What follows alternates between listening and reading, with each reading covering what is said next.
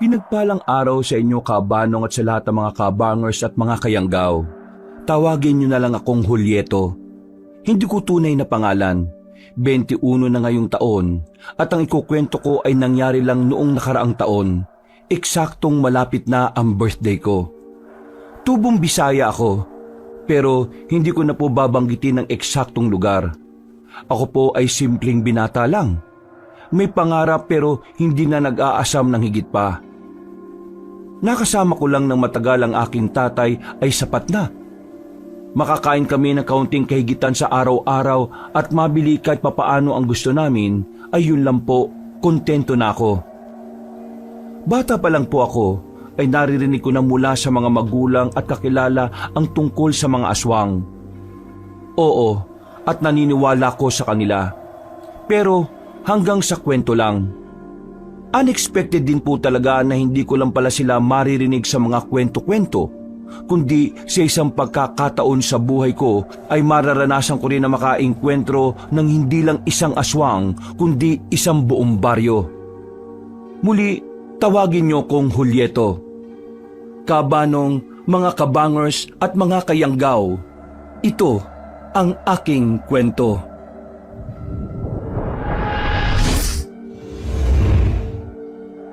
Bago nga pala magsimula ang ating kwento, sana'y mapindot nyo muna ang subscribe button at ang notification bell para lagi kayong nanonotify pag may bago tayong mga kwento. At huwag nyo rin kalilimutan mag-like at comment.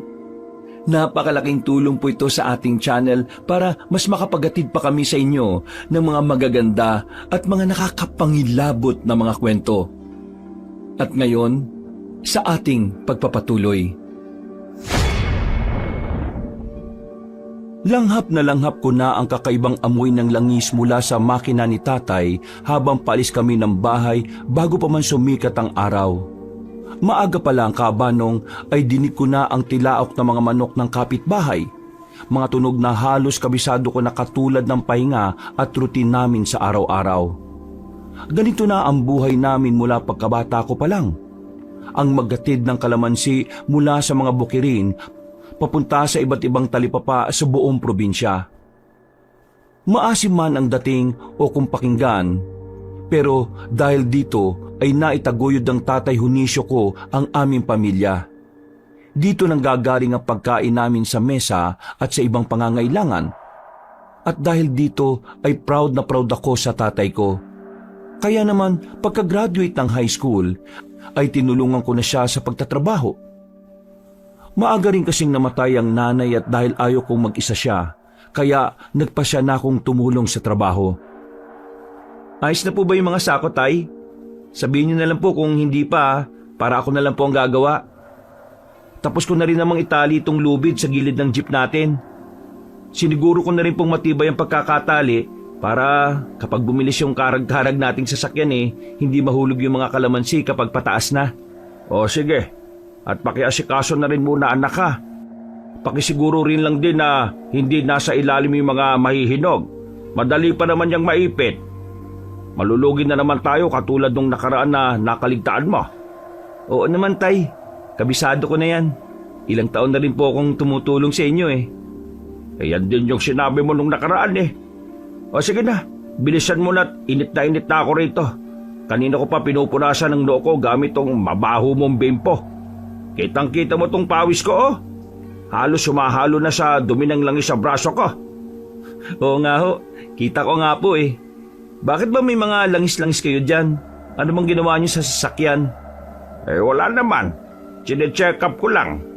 At mahirap na. Sabagay. Nagpatuloy na ako sa ginagawa habang ganun din si Tatay Kabanong. Kahit kailan talaga ay bilib na bilib ako sa kanya. Kabisado na kasi talaga ng katawan niya ang bawat sako, bawat timbang, bawat sikip ng tali, pati kung kailan at saan susuriin ang sasakyang ginagamit namin. Sa tagal niyang nag-aangkat, parang bahagi na ng katawan niya ang mga ito. Ito rin po ang gusto ko talagang matutunan mula kay tatay. Katulad ng naikwento ko na kanina, gusto ko man sanang magpatuloy sa pag-aaral pero mas pinili kong samahan si tatay. Hindi dahil pinilit niya, kundi dahil mas gusto ko siyang tulungan. Simula kasi nang maaksidente si Nanay May at mamatay ay tila madalas nang malungkot si Tatay. Simula noon, kaming dalawa na lang ni Tatay ang magkasama. Sa totoo lang, ito rin ang dahilan kaya hindi ko rin magawang umalis o sumubok ng ibang trabaho. Ang mundo ko ay tila umiikot lang sa aming dalawa, sa mga kargada naming kalamansi at sa mga talipapang halos kilala na ang mga pangalan namin. At sa bawat talipapa na dinaraanan namin, may mga suki na sasabihin agad, si Julieto at Mang Junicio, dumating na ang kalamansi nila mga kasama. Nakasanayan ko ng ngumiti at tumango, pero sa totoo lang, mas gusto ko lang makita ang ngiti ni Tatay kapag narinig niya yon. Katulad ngayon, kahit maaga pa lang napawisan ay nakangiti na siya dahil sigurado nang marami kaming mapagbebentahan mamaya. Umupo ko sa tabi ng driver seat at siniguradong nakaayos na ang listahan ng deliveries namin. Maya-maya pa, habang umaandar ang jeep, ay tila umalo ng mga dahon ng kalamansi sa likod dahil sa hangin. Palagi namang nangyayari ang ganito, pero kakaiba talaga ang araw na yon. Hindi ko rin alam kung bakit, pero may kung anong mabigat na pakiramdam ang meron sa dibdib ko. Nadagdagan pa ito nang madaanan namin ang pwesto ni Mang Carioca at saglit pa siyang nakausap ni Tatay. May ibang nagtitinda raw ng kalamansi na nagagalit sa amin. Hindi dahil sinisira namin sila, kundi dahil mas gusto ng mga bumibili ang sa amin. Bukod kasi sa mura, ay maganda at sariwa talaga ang mga angkat namin. Hindi kasi nagdadalawang isip ang Tatay na alisin ang mga pabulok ng kalamansi. Ang dahilan niya, di bali ng malugi, wag lang mapulaan ang aming mga paninda. Umalis na rin kami kaagad pagkatapos nilang saglit na mag-usap ni Mang Carioca. Tay, si Kuya Michael na naman ba yung tinutukoy ni Mang Carioca? Oo, nak. Sino pa ba ang numero unong galit na galit sa atin? Ay, nako Tay. Dapat sa taong yun kinokomprontan yun Narinig ko mga sinabi ni Mang Carioca. Grabe manira sa atin yung si Kuya Michael. Inaano ba natin siya? Hayaan na natin. Galon talaga sa negosyo. Ito naman parang bago ka ng bago. Bakit parang napapangiti pa kayo dyan, Tay? Sinisiraan na nga tayo sa ibang mga customers natin Hindi po tama ang ginagawa ni Kuya Michael. Masyado ka mainit, anak. Kung papatulan natin siya, para na rin natin sinabi na totoo yung paratang niya sa atin. At saka, matagal na tayong nag-aangkat ng mga kalamansi. Kilala na tayo ng mga tao Habang sinisiraan niya tayo, mas lalo lang niyang pinapatunayan na hindi totoo ang paratang niya. Ang mga customer naman natin ang nagpapatunay nun Hindi na natin dapat aksyonan pa yon dahil sayang lang sa oras. Kung magagantihan lang tayo wala na rin tayong pinagkaiba niyan kay Michael. Sa bagay, may punto po kayo. Basta, lagi mo lang tatandaan, anak. Hindi mo kailangang mang-apak ng ibang tao para lang lumago ka sa buhay. Kapag nawala na ako sa mundong ito, ikaw na ang gaganap nitong lahat ng ginagawa natin. Baunin mo sana yung mga payo ko, ha? Ay, oo naman po, Tay. At saka, wag nga po muna kayong magsalita na mamamaalam na kayo. Hahaba pa po ang buhay nyo, no? Basta, wag ka lang maging konsumisyon. Hahaba pa talaga buhay ko. Si Tatay talaga. Hindi naman ako pasaway, Alam ko naman yun, Basta anak, hindi kailangan makipag-away kung kaya namang gumawa ng tama. Opo, Tay. Pero, hindi po ba kayo nababahala sa ginagawang paninira ni Kuya Michael sa atin? Sinabi ko na ang sagot kanina, di ba? Hindi natin kailangang mabahala sa taong yon. Kilala rin naman siya ng mga tao. Hindi na ako umimik at napaismid na lang kabanong. Bigla ko na lang din kasing naalala ang itsura ng mukha ni Kuya Michael. Aaminin ko po na magandang lalaki talaga siya. At kapag nakikita namin, kunwari pa kaming binabati pero sa likod pala, ay nagsusumbong sa presyuhan at nagsasabing na bumabagsak ang presyo dahil sa amin. Sa totoo lang, mas kilala siya bilang reklamador kaysa negosyante. Sa tuwing may kaunting hinaing ang mga ibang nag-aangkat, siya ang unang nag-aapoy ng puwet at kating-kati na siraan kami. Oh, bakit natahimik ka na? Ayos ka lang ba? Ah, opo tay. Inaantok lang. O edi, matulog ka na muna. Gigisingin na lang kita kapag nasa kabilang talipapa na tayo. Sige po. Hindi na ako nag-isipan ng kung ano-ano. Binuksan ko na lang ang radyo at nakinig sa mga paborito naming istasyon na katatakutan. Hanggang sa makatulog na nga ako. Bandang 6:00 ng umaga, nakarating kami sa unang destinasyong talipapa. Puno ang lugar, dagsa na rin ang mga mamimili. At walang mintis ang tawanan at tawaran ng mga tao. Parang piyesta po talaga palagi, lalo na tuwing Sabado at Linggo. Naging maganda ang pag-aangkat namin at kumita kagad kami. Kaya pagkatapos doon ay nagtungo na kagad kami sa susunod na destinasyon. Katulad sa nauna, maayos din ang pakikitungo ng mga mamimili. Sa katunayan, palagi namang ganon, na palaging excited ang mga tao na bumili sa amin. Kahit minsan nga ay mataas-taas ang bigayan ng mga paninda. Ganun pa man, nakakasapat pa rin at nakakangiti pa rin kami sa isa't isa sa kabila ng pagtaas ng mga bilihin. Pagdating sa ikatlong destinasyon, habang inaasikaso ko ang listahan, ay may napansin akong nakatayo sa malayo. Si Kuya Michael na nakatingin lang sa amin. Hindi ngumingiti at kitang-kita ko sa mga mata niya ang matinding inggit. Katulad ng naramdaman ko kanina bago kami umalis ng bahay. Para bang may kakaiba sa kanya. Parang anumang oras ay meron siyang gagawing hindi kaaya-aya. Kaya sa halip na lapitan ko siya at batiin, umiwas na lang ako. Tumingin ako kay tatay at doon ko na napansin na tila hindi niya rin gusto ang tingin ni Kuya Michael sa amin. Kaya maya-maya pa ay lumapit nga siya sa akin at sumenyas. Bakit ganito kung makatingin si Kuya Michael sa atin, tay? Para naman niya tayong binabalatan at kinakain sa tingin niya. Parang kakaiba talaga siya ngayon eh. Huwag mo nalang pansinin. Opo, pero kapag sumobra na po siya, hindi na ako mapipigilan na patulan siya, tay. Huwag anak. Ano ang lagi kong sinasabi? Huwag kang lalapit sa gulo. Dapat takbuhan mo to. Para po kasing nakakabastos na rin po siya sa inyo eh. Hindi ko naman po mapapalampas yun. Mas matanda pa rin sa sayo, anak. At ayanan natin ang mga tao mismo ang manghusga kung totoo nga ba o hindi ang mga paratang niya sa paninda natin. Kabanong, tila natauhan ako sa mga sinabi ni tatay, kaya nag-focus na lang din ako sa ginagawa namin. Hanggang sa mawala na nga sa paningin namin si Kuya Michael. Paglipas ng 1 oras, matapos ang 3 delivery namin, pagpasok sa jeep ay nakita kong papalapit si Kuya Michael, pero bigla siyang huminto nang magsimula namang umandar ang sasakyan namin. Nakaramdam na naman ako ng kakaiba na parang may gagawin talaga siyang hindi kaaya-aya.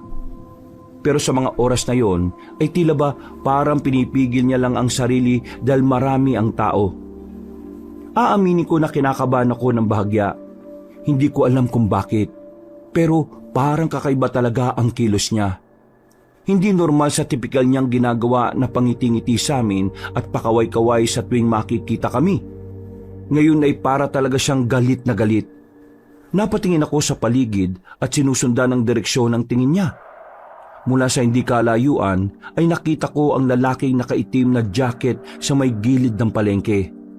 Sumenya sa kanya ng konti bago umalis.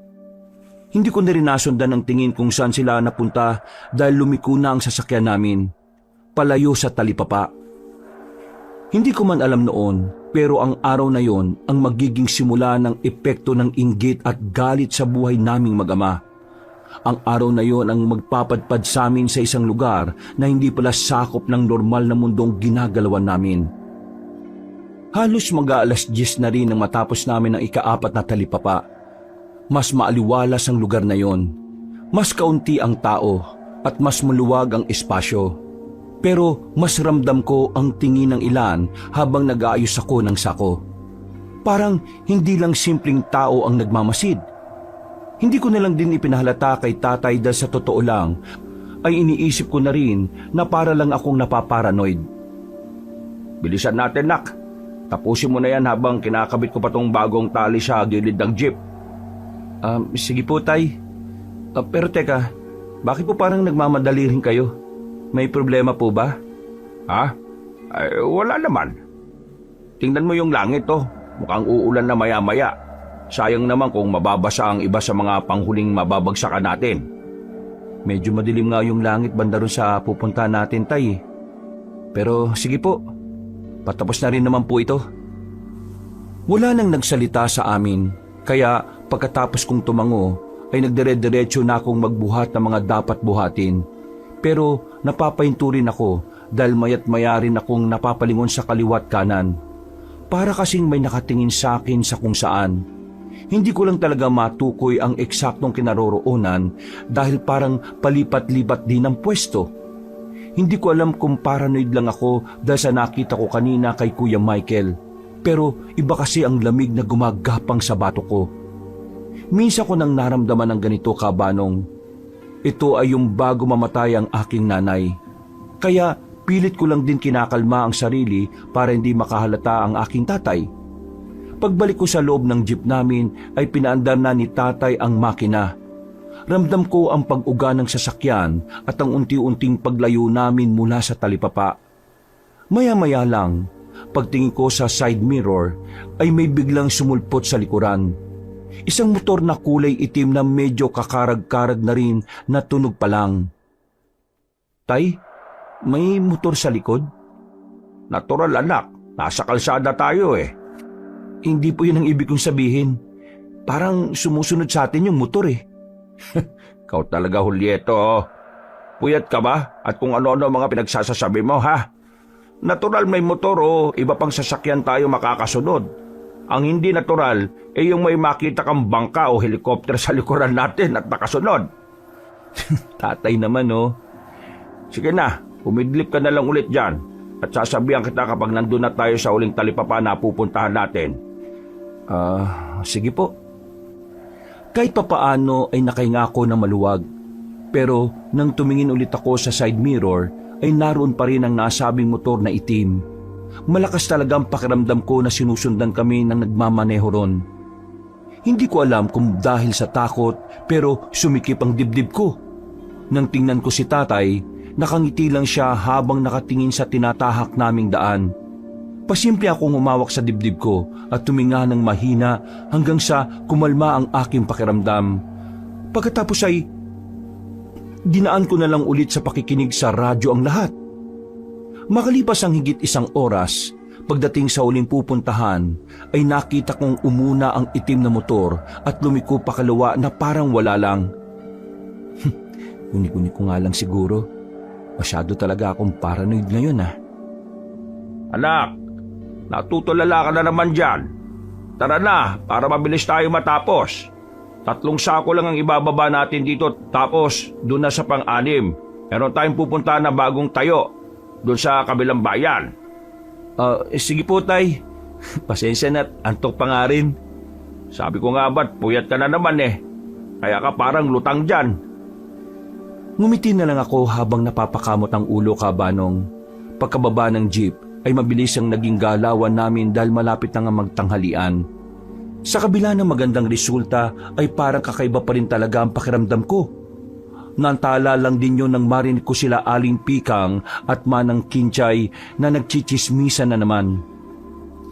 Eksakto na ang topic ng dalawang ginang ay si Kuya Michael. Nakinig ako at doon ko nalaman na sinisisi nga nila ang tatay sa pagkalugi niya nitong mga nakalipas na linggo. Napatigil ako sandali sa aking ginagawa at doon ko naintindihan. Kaya pala kanina ay sobrang sama ng tingin sa amin ni Kuya Michael. Kami pala talagang sinisisi niya sa malaking pagkalugi.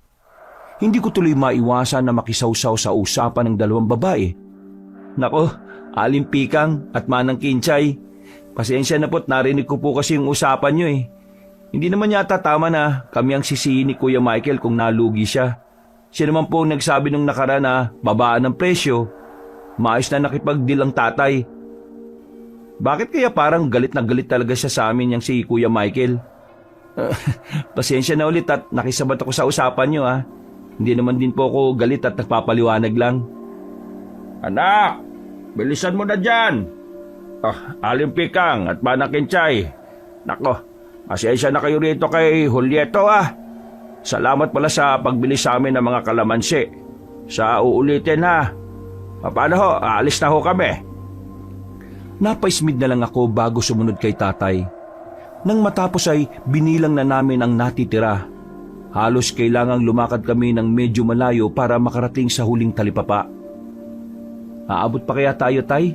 Doon sa sinasabi niyong talipapa bago mananghalian? Oo anak, aabot tayo niyan. Kung di naman umabot okay lang din dahil hindi naman tayo naghahabol. Sa bagay, pasensya na po pala tay.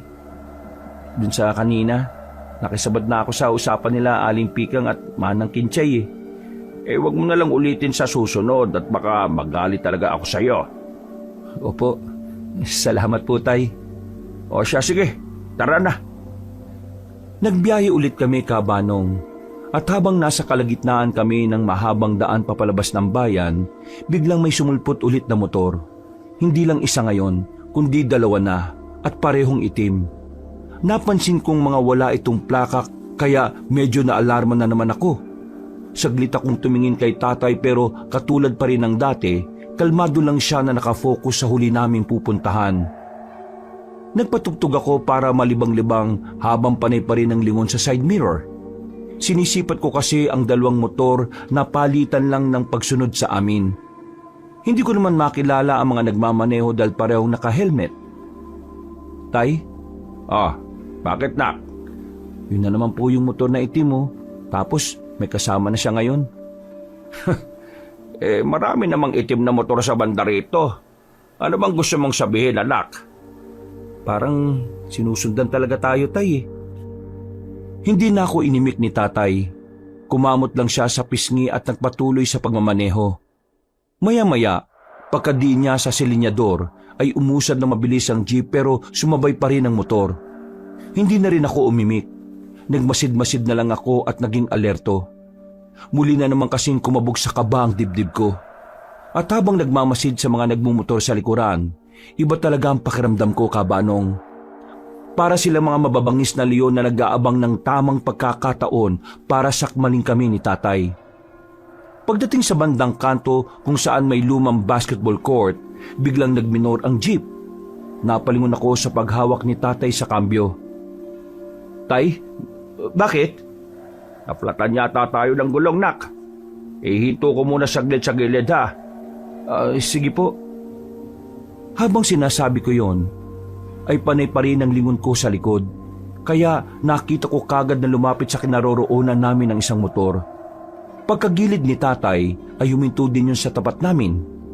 Tiningnan ko pa ang isa na huminto naman sa kabilang gilid na hindi na naabot ng tanaw ko. Bumaba ang isang lalaki na sakay ng motor na huminto sa tapat namin. Kaya mas lalo kong kinutuban. Pipigilan ko sana ang tatay na bumaba rin pero nauna na siya. Pagkatanggal ng lalaki sa helmet, doon ko nakitang itsura niya. Pang-bouncer ang katawan na nasa 6'3" ang taas. Mukhang mamamatay tao dahil sa hindi kaya-ayang itsura. Madami kasi siyang malalalim na peklat sa muka at tattoo sa buong braso. Gandang araw. May problema ba? Ay, oo pare. Naplatan yata kami ng gulong Nakita ko nga. Buti at gumilid kayo at tuminto. At least, hindi na ako mahirapan. Ha? Anong ibig mong sabihin, pare? Tay, bumalik na po kayo rito sa loob. Bago ko pa matapos ang pagsasalita, ay nakita ko ng isa pang lalaking nagtanggal rin ng kanyang helmet. Nagulat ako nang makita na si Kuya Michael pala ang taong yun. Ngumiti siya ng nakakaloko at pagkalaon ay biglang tila pumakla ulit ang pagmumuka. Kaya napalingon sa kanya ang tatay ko na punong-puno ng pagtataka. Michael, ikaw pala yan. Bakit ka nandito? May kailangan ka ba sa akin? Wala naman akong kailangan. May gusto lang akong sabihin. Ano ba yon? Gusto kong sabihin panahon na para tigilan ng negosyo nyo. Pagkasabi niyang yun, ay iba na kaagad ang naging pakiwari ko. Tama nga talagang hinala ko kabanong na sinusundan nga nila kami. Ramdam ko kaagad ang pagbilis ng tibok ng puso ko. Ito ang sagot sa pakiramdam kong kanina pa kumakagat sa sikmura ko. Hindi nga kami simpleng sinusundan lang kundi tinatambangan kami at may plano talaga silang masama. Bitoy, alam mo nang gagawin mo sa mga yan. Bilisan mo na habang wala pang nadaan na ibang tao rito. Parang bumagal ang oras nang marinig ko yung sinabi ni Kuya Michael ng mga salitang yon. May naon man ang pananalita niya pero ramdam ko ang galit at inggit na parang may matagal ng baradong puot sa dibdib niya. Hinata ko kagad si tatay papasok sa loob ng sasakyan. Dali-dali naman niyang sinara ang pinto dahil naintindihan na rin niya ang mga pangyayari. Pagtingin ko sa kanya ay mahigpit na ang kapit niya sa manibela. Pero kalmado pa rin ang mga mata. Mas lalo kong bumilib sa aking ama dahil sa kabila ng delikadong sitwasyon namin ay hindi siya nakikitaan ng anumang takot. Hoy Bitoy! Ano bang hinihintay mo dyan? Tingnan mo, pumasok na tuloy! Tudasin mo na yung magamang yan! Hindi mo kailangan gawin to, Michael! Manahimik ka! At huwag mo akong diktahan! Dapat mawala na kayo sa landas ko! Mga panira kayo sa negosyo! Ano bang problema mo sa amin, ha, Kuya Michael? Tarantado! Nagtatanong ka ba? Kung may problema ka, Michael, pag-usapan na lang natin. Pag-usapan? Wala na tayong dapat pag-usapan. Dapat, dati ko pa tong ginawa eh. Sige na, Bitoy. Huwag ka nang babagal-bagal. Hindi kita binayaran ng malaki para lang tumunganga ka dyan.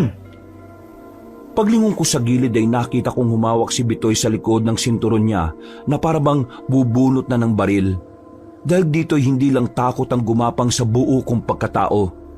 Parang may malamig at tila nagyayelong hangin na dahan-dahan bumalot sa bato ko. Dahil dito'y hinawakan ko si tatay ng mahigpit.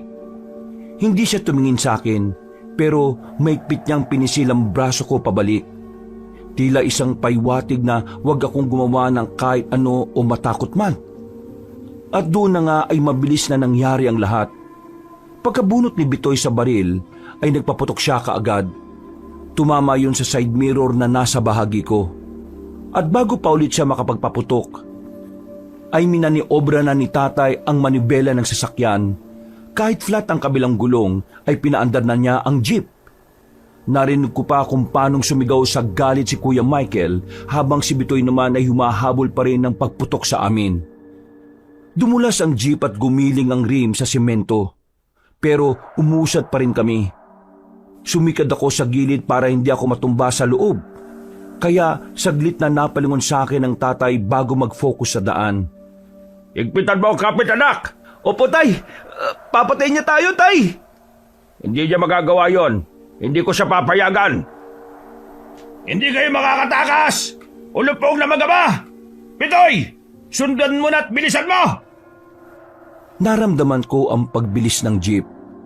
Kaya napa-sign of the cross na lang ako habang nakakapit ang mahigpit. Hindi man ako lumilingon sa likod pero dinig ko ang pag-arangkada ng dalawang itim na motor. Habang umaandar kami ay naramdaman ko ang pag-uga ng jeep dahil sa flat.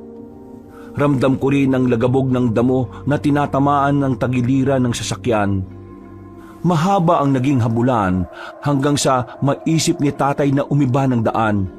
Hindi na rin ako masyadong pamilyar sa lugar pero hinayaan ko na si tatay. Alam kong ang intensyon niya lang ay matakasan namin ang mga balak pumatay sa amin.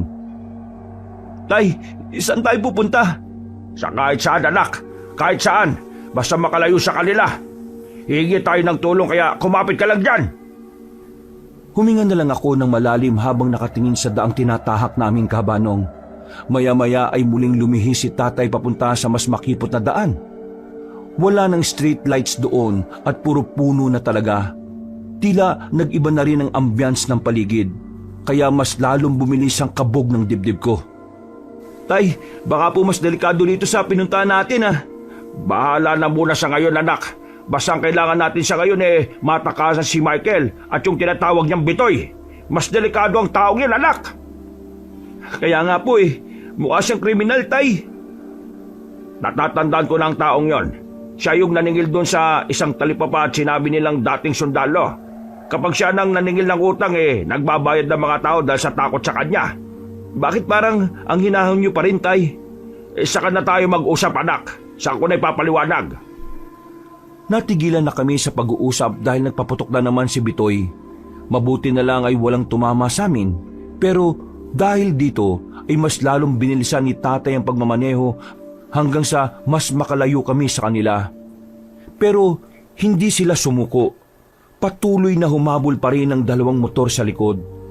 Kahit malakas ang tunog ng makina ay naririnig ko pa rin ang pagsigaw ni Kuya Michael na tila galit na galit talaga. Tumutulo ang pawis sa sentido ko kahit malamig ang hangin na pumapasok sa basag na bintana ng jeep. Sumilip ako sa likod at nanlaki ang mga mata ko nang makitang malapit na sila. Tay, malapit na sila sa atin! Bilisan mo pa, Tay! Anong nangyayari? Bakit tayo biglang tumigil, Tay? Naloko na! Tumirik na naman tayo, anak! Diyos ko po! Umamatay na tayo rito, Tay! Hindi umimik si tatay. Muli niya lang pinihit ang susi at sa awa ng langit sa amin ay umandar ulit ang jeep. Kaya tuluyan na naming naiwan ang mga humahabol. At ang nasa kalibliban na kami ay bigla namang bumagal ang sasakyan ng halos paika-ika at mas mabilis pa yata ang nagbibisikleta. 1 kilometro pa sigurong tinakbo namin bago tuluyang bumigay ang makina. Tumigil ang jeep sa tabi ng daang hindi ko alam kung may pupuntahan pa. Napakatahimik ng paligid. Walang dumadaang kahit na ano. Walang ingay ng mga tao at tanging tunog ng punong inuuyog ng malamyang hangin lang ang nagpapaingay. Pati ang ilang ibon at hayop na nasa paligid. Bumaba na muna tayo, anak, habang wala pa sila. Saan naman kaya tayo pupunta, Tay? Nasaan na po ba tayo? Hindi ko rin alam kung anong lugar to pero maghahanap tayo ng pwedeng tumulong sa atin. Siguradong may mga kabahayan pa rin naman dito dahil may daan eh. Binuksan ko ang pinto at bumaba. Tumakbo kami papasok sa kakahuyan na hindi alam kung saan patungo. Basta ang mahalaga ay makalayo kami kay Kuya Michael at Bitoy. Maya-maya pa, nang medyo malayo na kami ni tatay sa jeep, ay narinig namin ang paghinto ng mga motor. Narinig ko rin ang mga yabag sa damo pati ang sigaw ni Kuya Michael na galit pa rin. Odisyo! Wala na kayong tatakbuhan ng anak mo! Kaya huwag mo na akong pahirapan pa! Huwag ka mag-alala! Dahil kapag namatay na kayo, hindi ko naman patatagalin dahil ilalantad ko rin ang mga katawan nyo! Kaya lumabas na kayong dalawa! Tay, ano pong gagawin natin? Magpatuloy lang tayo, nak. Hindi niya na tayo makikita basta hindi lang tayo mag-iingay. Paano kung makita nila tayo? Magpatuloy ka lang sa paglalakad. Huwag mo nang pakaisipin pa yun, anak. Tara na. Kapag nahanap ko kayo mag-ama, siguradong lintik lang ang walang ganti. Kaya sige lang at galingan nyo ang pagtatago, mga ulubong! Katulad ng bili ni tatay, hindi na namin pinansin pa ang mga sinisigaw ni Kuya Michael. Pero kabado pa rin ako sa mga pangyayari dahil malaki pa rin ang tsansa na makita nila kami. Bukod doon, kabanong, hindi rin naman talaga naming alam ni tatay ang tinatahak naming daan. 2 oras pa siguro kaming naglakad ng walang direksyon. Hindi na namin marinig ang sigaw ni Kuya Michael at Bitoy pero hindi rin kami makabalik. Hanggang sa may nakita kaming kalsadang may lumang karatulang natatakpan ng kalawang. Hindi ko mabasa ang pangalan pero sigurado akong may baryo roon. Nakatinginan kami ni tatay dahil sa tuwa na baka may mahingan na kami ng tulong.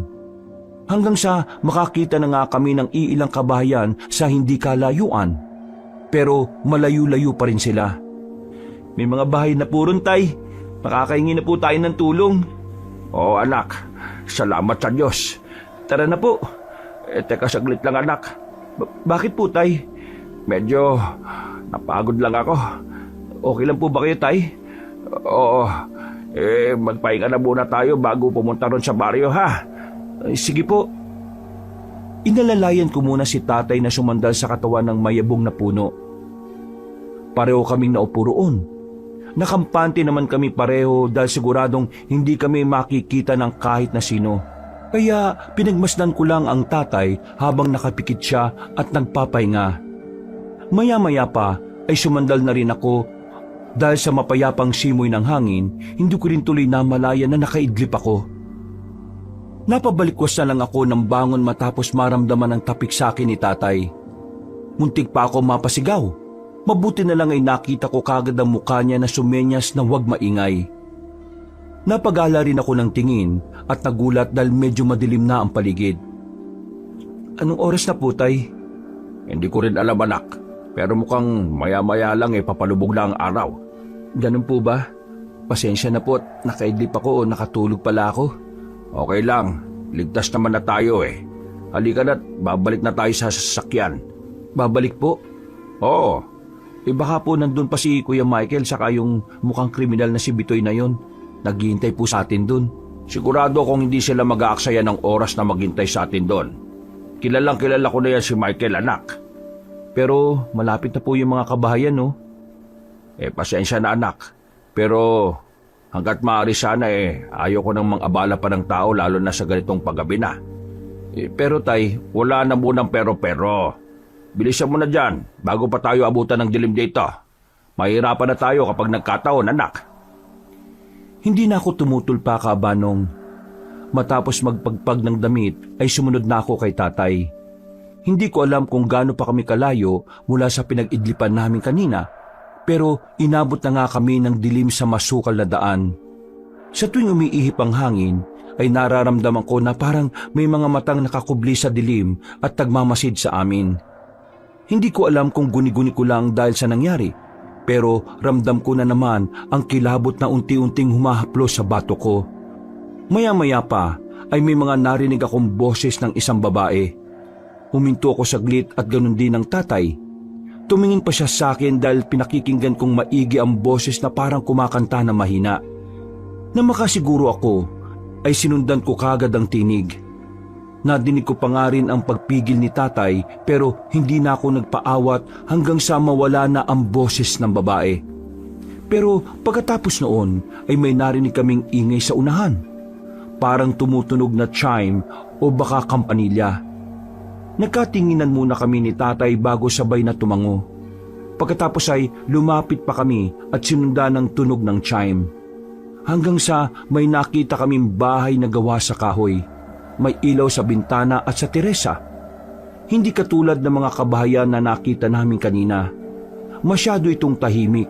Wala man lang alingaw-ngaw ng kahit na ano, kaya parang nakakapanibago. Tay, may narinig akong boses ng babae kanina. Baka dyan nakatira yung babaeng yun. Pwede po tayong humingi ng tulong. Anak, sinabi ko naman sa iyo na ayaw ko nang mang-abala pa ng iba. Pero Tay, tingnan niyo po yung paligid natin, no? Inabutan na po tayo ng kagat ng dilim. Mahirap na po makipagsapalaran sa gubat dahil baka may mababangis na hayop tayo makainkwentro. Hindi nga po tayo namatay dahil kay Kuya Michael at Bitoy. Nadali naman po tayo ng wild animals. Ay, naku ka talaga, Julieto. Sige na po, Tay. Please. Mukhang may tao naman dun sa loob at mukhang yung babae na nga yun ang narinig ko kanina. Kahit alam kong napipilitan, tumango siya at magkalapit kaming lumakad papunta sa bakuran. Bago pa kami tumapat sa pintuan, ay may biglang nagbukas ng bintana at tumambad nga sa amin ang isang babae. Isa siyang dalaga na parang kaidaran ko lang. Maputi, mahaba ang buhok at halos kumikinang ang mga mata dahil sa liwanag ng lampara. Magandang gabi po. Tay, ikaw na po kumausap. Ha? Ay, magandang gabi, Iha. Pasensya na sa abala, ha? Ginabi na kasi kami sa daan At nasiraan kami, nasiraan kasi kami ng sasakyan sa may daan. Ramdam ko ang bagyang pagkailang ng babae. Hindi naman ako nagulat dahil kahit ako naman din ay maiilang kapag may estranghero na bigla na lang susulpot sa bakuran ko. Pero ang mas kakaiba, hindi ko alam kung dahil sa ilaw pero tila may lungkot sa mga mata niya o takot.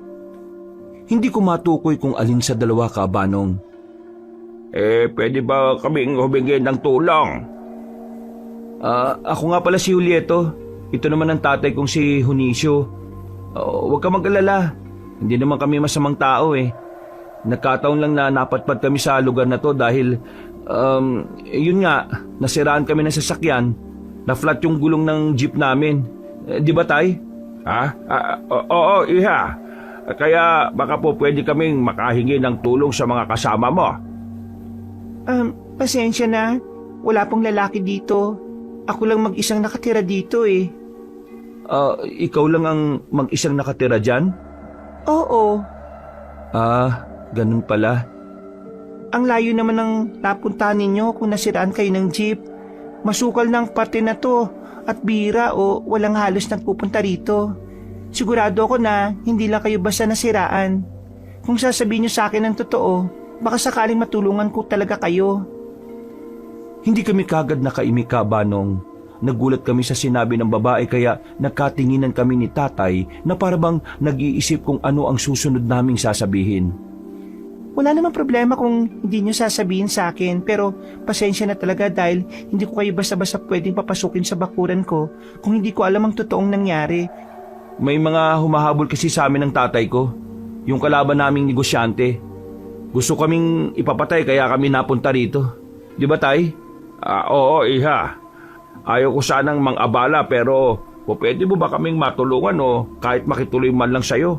Kahit ngayong gabi lang. Hindi kami masamang tao ng anak ko. Mga simpleng negosyante lang kami na nagtatrabaho ng marangal.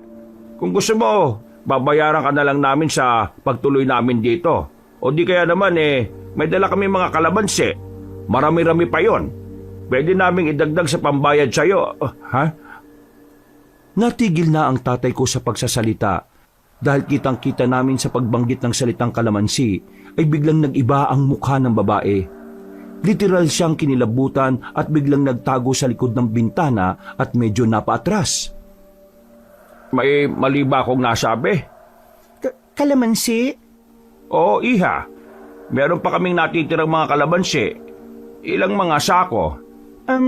Hindi ako tumatanggap ng kalamansi dito. Pasensya na. Bakit? Ibibigay na lang naman namin sa iyo yun bilang kabayaran. Umalis na kayo, pakiusap. Ha?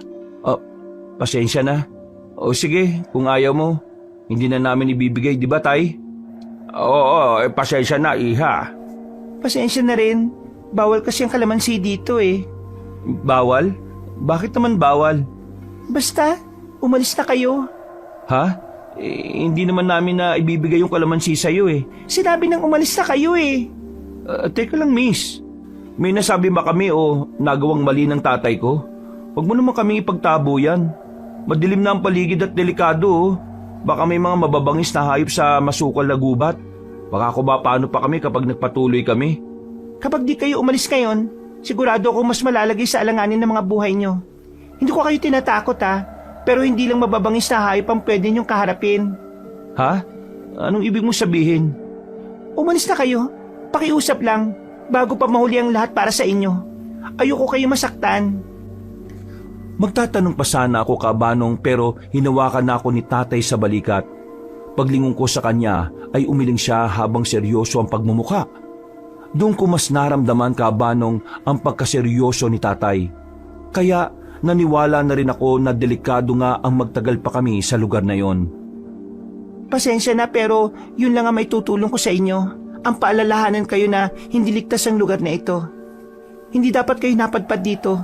At kung makauwi man kayo ng ligtas, huwag na kayong babalik dito, lalo na rin sa baryo, kahit na anong mangyari. Sige, iha. Maraming salamat. Ako po si Abril at mag-iingat kayo. Pagkasara niya ng bintana ay lumakad na kami ni tatay. Habang papalayo sa bahay ng babaeng nagpakilalang bilang si Abril, ay mas lalo kong naramdaman ang matinding kaba sa paligid. Ang bawat pagdampi ng malamig na simoy ng hangin sa balat ko ay parabang sinyalis ng mga babala kanina ng babae sa amin. Pasimple akong napayakap sa sarili habang sinusundan si tatay. Mas lalo pang dumilim ang paligid. Mabuti na lang din, kahit papaano ay baon ni tatay sa sling bag niya ang maliit na flashlight. Ito lang ang nagsilbi naming tanglaw sa madilim na kapaligiran. Wala na munang umimik sa amin. Seryoso kaming pareho habang ako ay nagmamasid-masid at nakikiramdam. Hanggang sa napahinto kami. Matapos kaming humangin ng medyo malakas, ay bigla kaming may narinig na mabibigat na mga yabag galing sa likuran. Hindi ito katulad ng normal na lakad ng isang tao. Parabang masyadong mabigat ang bagsak ng paa nito sa lupa. Kaya sumenyas sa akin ang tatay na gumilid sa puno. Pagkalaon ay bigla niyang pinatay ang ilaw ng flashlight. Bakit po, Tay? Huwag ka maingay. Narinig mo ba yung mabibigat na yabag na yon? Opo, Tay. Wala nang nagsalita sa amin. Pareho na lang kaming tahimik na nagmasid sa paligid. Mabuti na lang din ay bilog ang matayog na buwan na parabang nagdidilig ng liwanag sa madilim na lugar.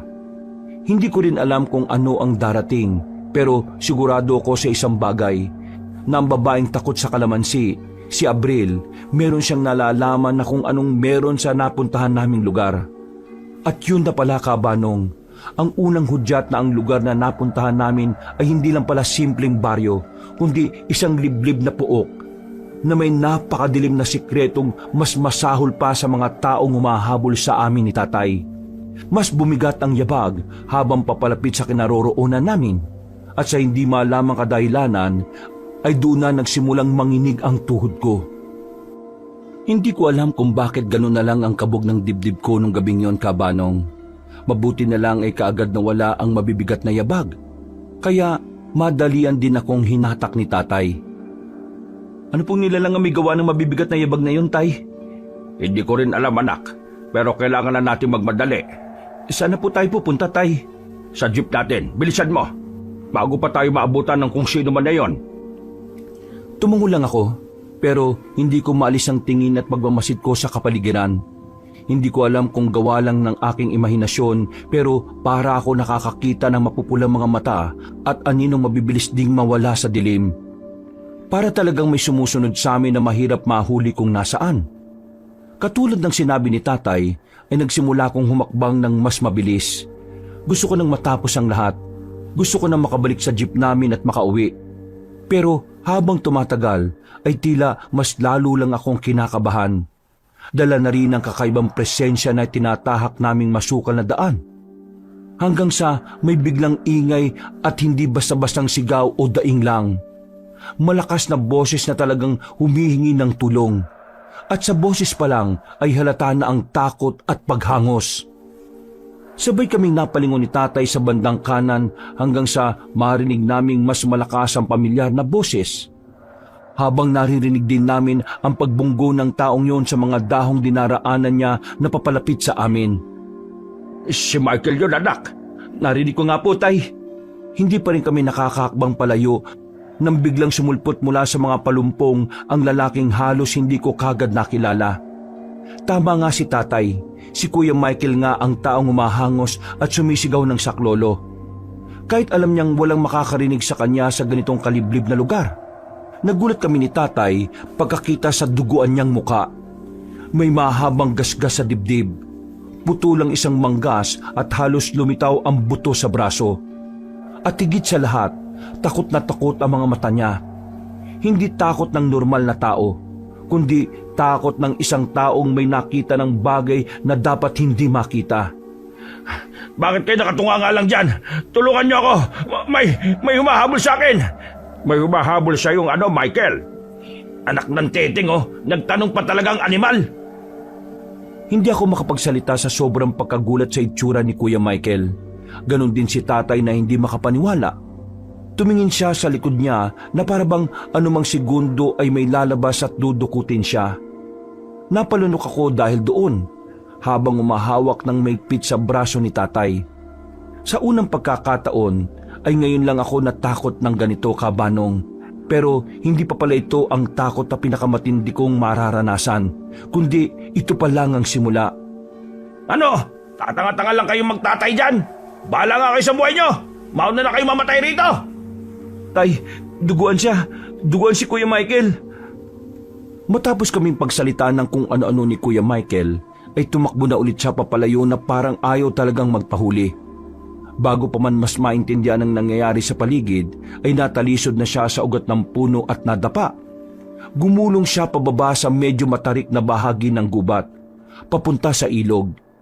Mas lalong lumakas ang pagsigaw niya habang sinasabayan ito ng mga tila kalabugan pababa. Hala, Tay, nahulog si Kuya Michael. Bilisan mo na, anak. Tulungan natin siya. Pero Tay, pinagtangkaan niya ang buhay natin . Bakit po natin siya tutulungan? Kung di natin gagawin yon, wala na rin tayong pinakaiba sa kanya, anak. Sumunod kagad doon si tatay, kaya wala na rin akong nagawa kahit ang totoo ay labag ang lahat sa kalooban ko. Habang tumatakbo kami pababa, ay ramdam ko ang pagdulas ng lupa sa ilalim ng sapatos ko. Ang flashlight ni tatay ay tila lumalabo na rin dahil sa mahinang baterya. Mabuti na lang talaga ay hindi na masyadong mapuno sa bahaging yon kaya kahit papaano ay nakakapagdilig pa rin ng liwanag ang buwan sa langit. Makalipas ang ilang minuto, ay nadatnan namin si Kuya Michael na nakahandusay sa malapit sa tubig. Nahihirapan siya, mas lalong naging duguan at halos hirap ng makahinga. Pero kahit ganoon ang kalagayan niya, hindi ko rin naman magawang maawa. Pasensya na akong masamang pakinggan pero naisip ko na deserve niya ang nangyayari sa kanya matapos kaming pagtangkaan ng tatay ko. Pero kabaliktaran ng nararamdaman ko, iba talaga si Tatay Junicio dahil napakabuti ng kanyang puso at walang bahid na kahit anong kasamaan. Diyos ko po, Michael, ayos ka lang ba? Langya, anong klaseng tanong yan ha? Mukha ba akong okay? Aray, sakit ng balakang ko. Halika, tutulungan kitang tumayo. Pero bago pa kami makalapit ay nakarinig na kami ng kaluskos mula sa hindi kalayuan sa bandang itaas.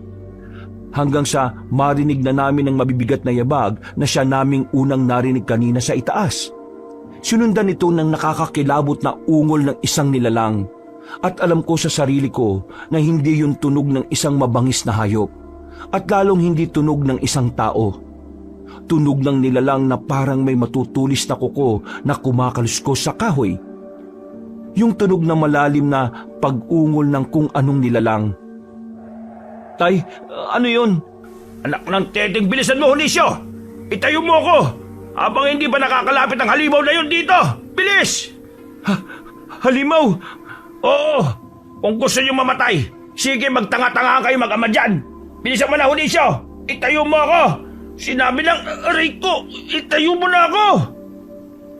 Eksaktong pagkasabi noon ni Kuya Michael ay bigla kaming nakarinig ng nakakapangilabot at pagaralgal na tinig ng isang halimaw.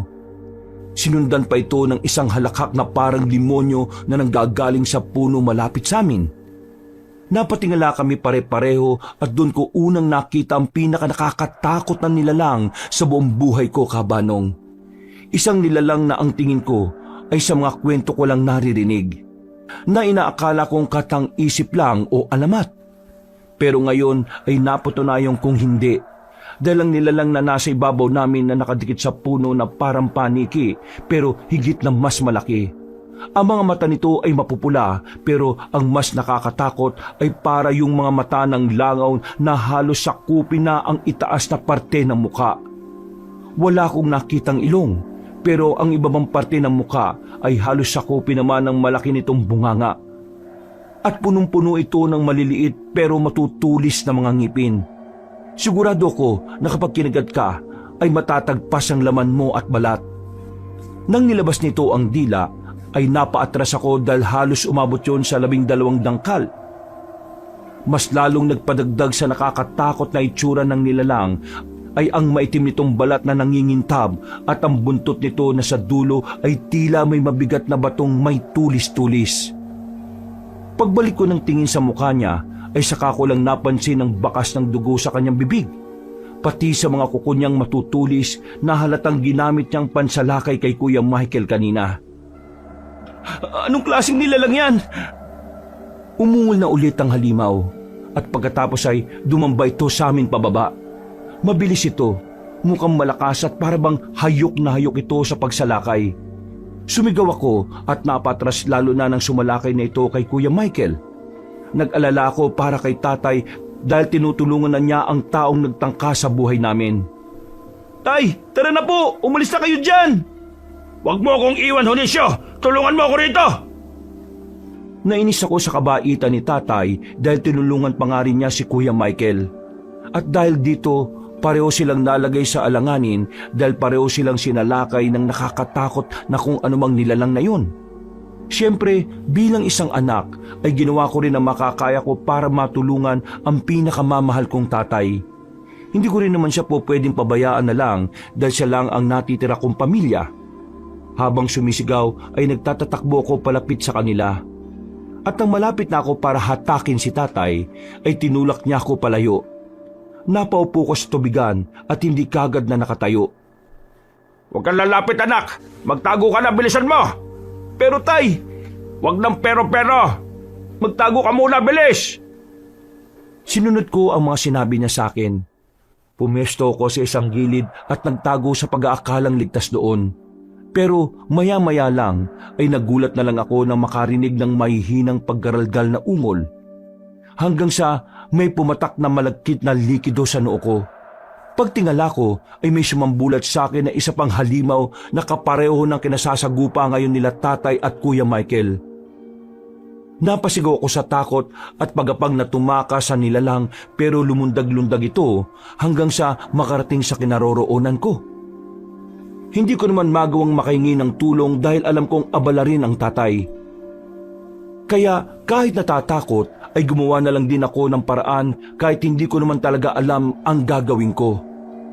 Mabuti na lang ay mabato ang napuntahan ko. Kaya pinagdadadampot ko yon at pinagbababato ang halimaw. Maraming beses siyang tinamaan sa muka, pero mas lalo ko lang nagalit.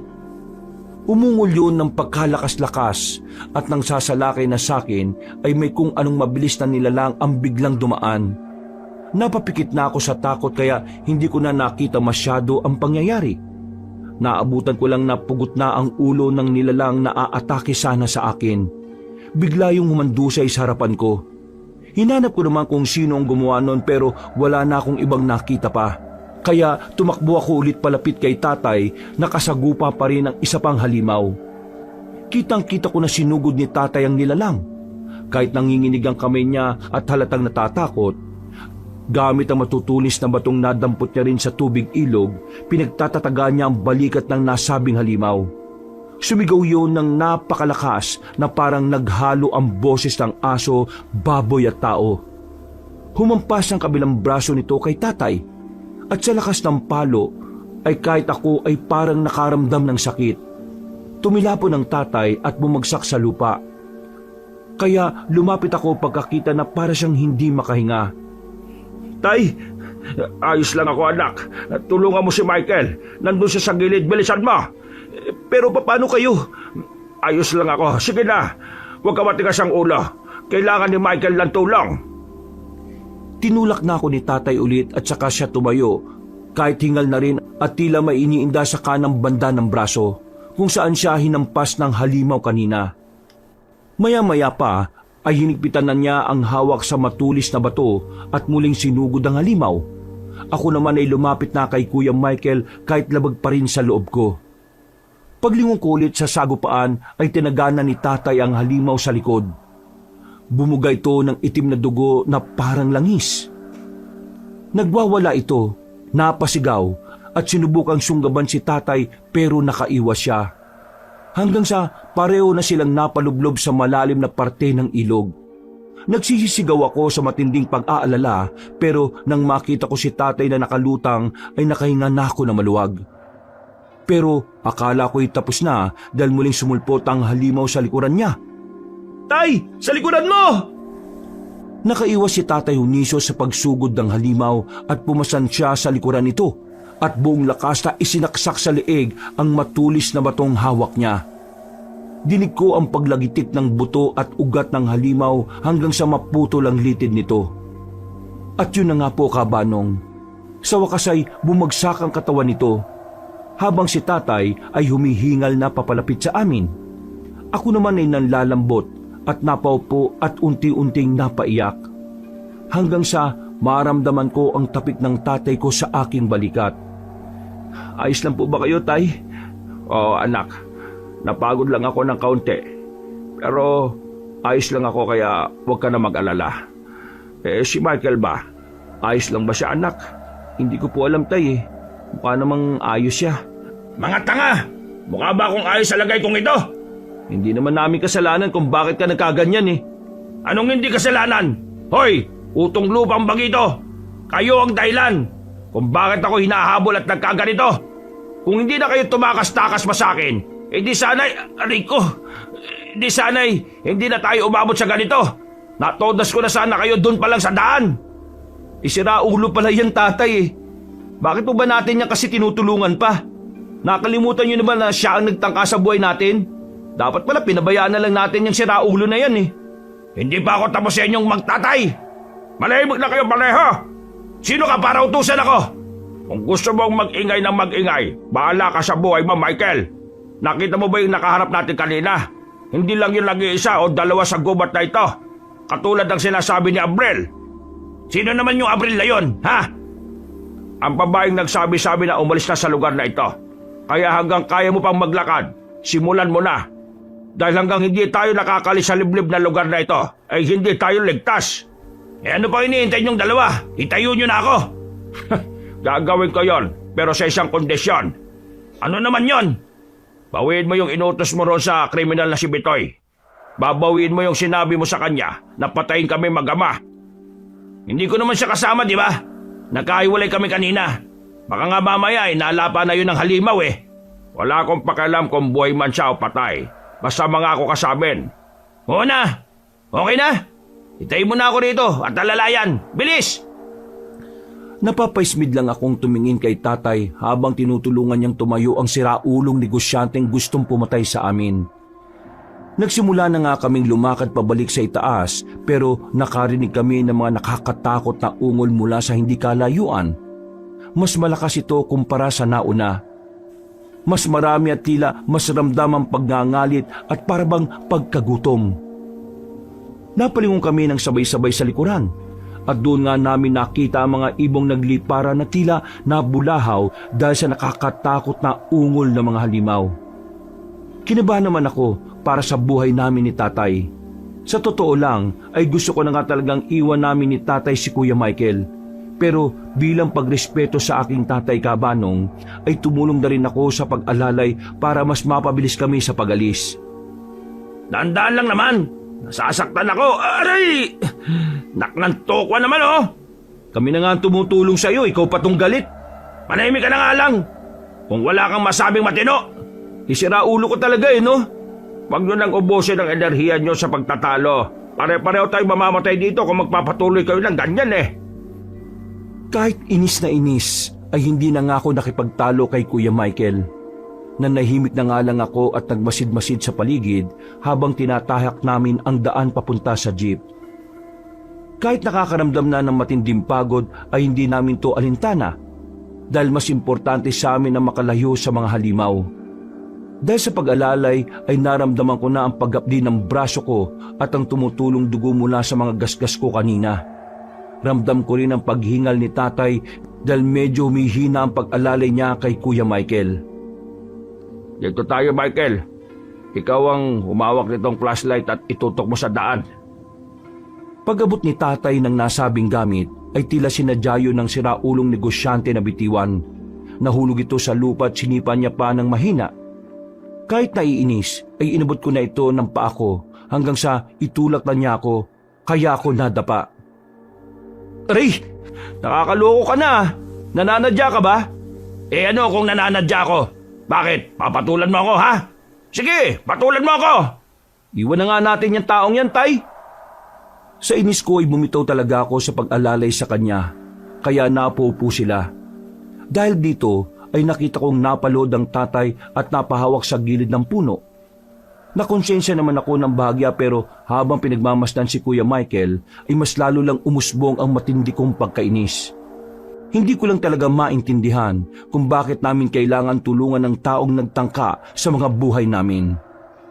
Sa inis ko ay pinagsasasapak ko na lang ang puno, Kabanong, at ang marinig ko ang pagtawa ni Kuya Michael ay hindi ko na nakontrol ang galit sa dibdib ko. Nilapitan ko siya at akmang sasapakin pero humarang si tatay. Nak, tama na. Bakit po ba tayo? Huwag na natin tulungan ng taong yan. Napakasama ng ugali ng siraulong yan. Siya ang dahilan kaya tayo napatpad sa lugar na ito eh. Nakalimutan niyo na po ba yun, tay? Kanina nga po lang, hinahabol-habol tayo ng mga yan tapos ngayon, tinutulungan na natin siya. Ang labo niyo naman, tay. Hindi tayo mga mamamatay tao, anak. Kaya okay lang sa inyo na iligtas yung taong gustong pumatay sa'yo at sa akin. Oo. Visit na buhay naman to, oh. Hindi mo naman kailangan sundin ang tatay mo eh. Gawin mo ang gusto mo.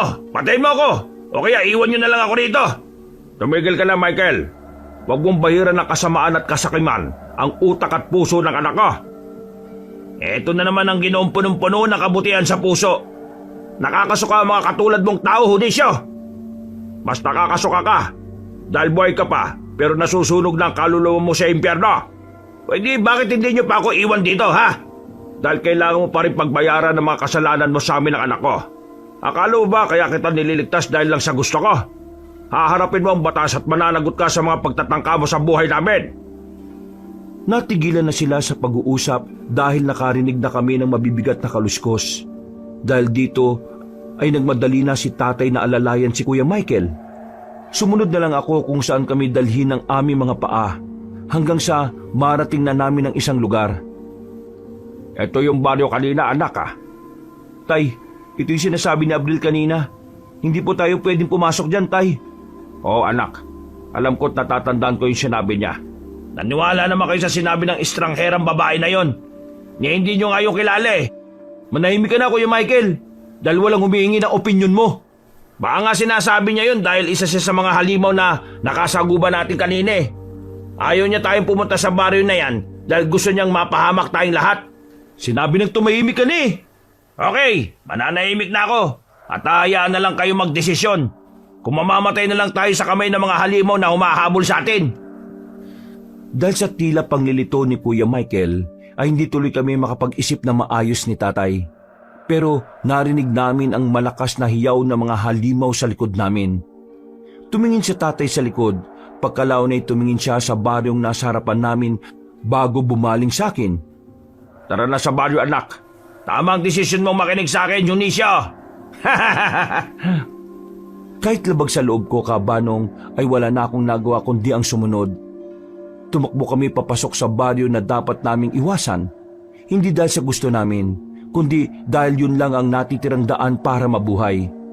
Tila binabalot ako ng kakaibang kilabot dahil narating na namin ang lugar kung saan nagsisimula ang totoong impyerno. Hindi pa tuluyang nawawala ang hingal ko sa pagtakbo sa dilim nang bigla kaming nabalot ng kaibang katahimikan. Pagkapasok namin sa baryong yon, ang baryong pilit pinaiiwas sa amin ni Abril ay parabang nagbago bigla ang atmosfera ng kapaligiran. Nawala na ang sigaw ng mga halimaw na sumusunod sa amin. Hindi ko alam kung ako lang ang nakapansin pero nilingon ko na rin si tatay na inaalalayan pa rin ng siraulong negosyanteng gustong pumatay sa amin. Lumapit ako kay tatay at tinapik siya saglit. Tay, parang wala namang tao. Umalis na po kaya tayo. Iba po ko po sa lugar na ito eh. Hindi po ba natin pakikinggan yung sinabi sa atin ni Abril? Magmamasid-masid lang muna tayo, anak. Wala naman tayong pagpipilian kundi ang magpunta rito. Pero tay, may nakikita na akong tao. Mula sa hindi kalayuan ay nakita nga namin ang 3 katao. Ang nasa gitna nila kahit di ko pa naaaninag ay napansin ko na ang puting-puti nitong buhok. Halatang matanda na pero may lakas pa rin naman. Nang luminaw na ang tingin ko, nakita ko sila ng buo. Isang lalaking matipuno sa kaliwa, isang babaeng may kapayatan sa kanan, at isang matanda. Isang ginang na puting-puti ang buhok at tila perlas sa mga mata. Nakahinga kami ng maluwag kahit papaano pero hindi pa rin naalis sa isipan ko ang bilin ni Abril. Hindi naman kasi niya basta-basta sasabihin ng babalang yun ng ganun-ganun lang. Maliban na nga lang kung isa rin talaga siya sa mga halimaw na humahabol sa amin. Magandang gabi. Ako si Augusta, ang humahawak sa bayong ito. Anong may paglilingkod ko sa mga dayuhan? Pasensya na't bibihira ang napapatpad sa aming baryo. Habang kinakausap sila ni tatay, ay patuloy ako sa pag-oobserba sa paligid. Hindi ko alam kung bakit pero agad kong naramdaman na may hindi tama. Kaya habang nakikinig ay kung ano-ano ang tumatakbo sa malikot kong pag-iisip, kabanong. May normal bang taong gustong tumira sa ganitong klase ng lugar? Naantala na ang pag-iisip ko ng kung ano-ano nang matapos maikwento ni tatay ang lahat. Lumapit pa ang 2 niyang kasamahang nagpakilala bilang sina Mang Oktu at Aling Ubre na inalalayan si Kuya Michael. Halos itulak kagad ang sarili nila para hawakan siya. Pero hindi ko alam kung nag-aalala ba sila o ano. Basta hindi ko rin maintindihan. Para bang may kakaiba talaga. Kaya tinapi ko lang ang tatay na tumango lang sa akin at bumiti. Ang mga kasama ko na muna ang bahala sa kasama ninyo. Huwag kayong mag-alala dahil mahusay yan silang manggagamot. Organiko ang mga medisina namin dito kumpara sa mga tableta na nabibili sa bayan na punong-puno ng kemikal. Salamat to. Pero pwede po bang malaman kung saan nyo dadalhin si Michael? Doon lang sa katabing bahay na tinutuluyan ninyo. Pwede nyo naman siyang puntahan bukas ng umaga pagkagising ninyo. Yan ay kung aabutan pa kayo ng bukas. Pasensya ho, hindi ko naintindihan ang huli niyong sinabi. Ay, nako, kalimutan mo na yon. Halina kayo, para makapagpahinga kayong mag-ama. Doon na rin tayo magtuloy ng usapan. Para kung sakaling antukin kayo makatulog na rin kayo.